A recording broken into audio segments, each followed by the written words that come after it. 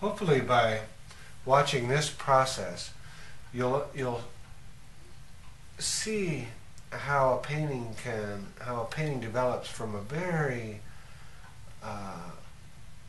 gross image to a more and more refined image, and that there's the natural in between is not necessarily a beautiful thing, but the way that we will be approaching this is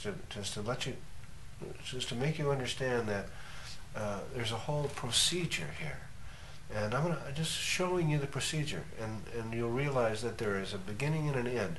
And so it's very, very important to not get discouraged, because once you understand that there's a process, you'll understand that there's an end. And what I'm doing here is the means to an end. Even though it may not look good in the middle, that's the discouraging place. It doesn't matter. Just take it as it comes and concentrate on accuracy and color. And as you focus and as you become refined in your drawing and don't get sloppy and don't get messy,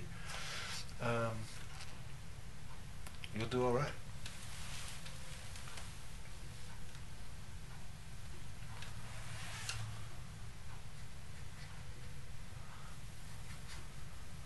Again, I'm just trying right now. I'm putting in some color because I see more in color than I do in line, like I was saying. It all makes more sense to me. I'm trying to get an accurate feel for the size of this headpiece and the shape of it, how it contours around my head. This is how you get the dimension, proper dimension in the painting. And because I'm just using turpentine and this charcoal, I can erase just like this and change any of these lines that I have on here at any given point as I feel the need. Okay?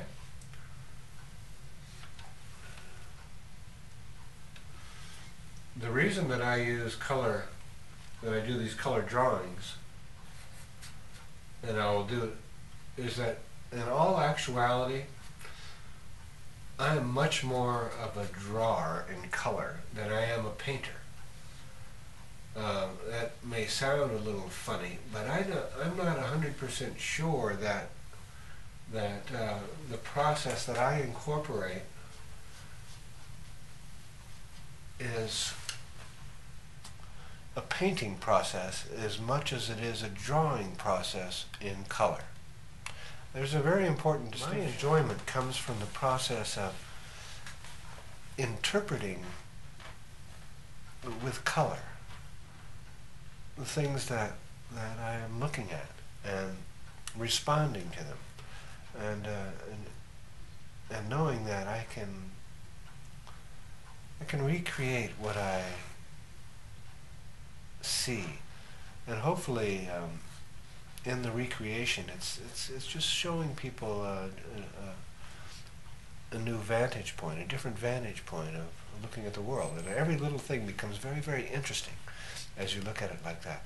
I call these things the tokens of creation.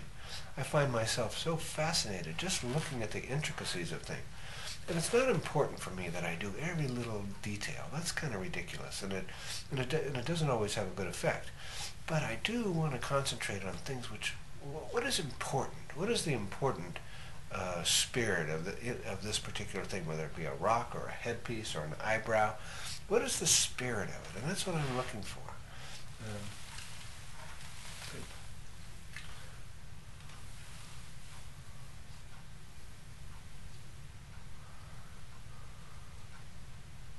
You see that I'm using colors that that only just vaguely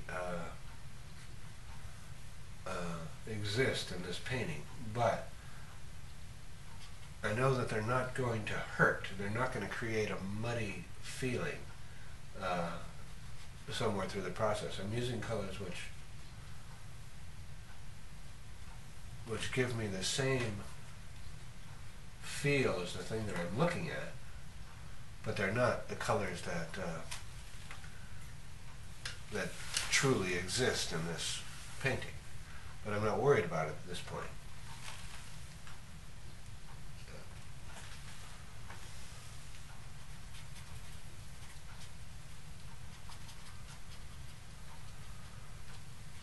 So now I put a little yellow ochre in here too, because this is what I'm seeing as a dominant color.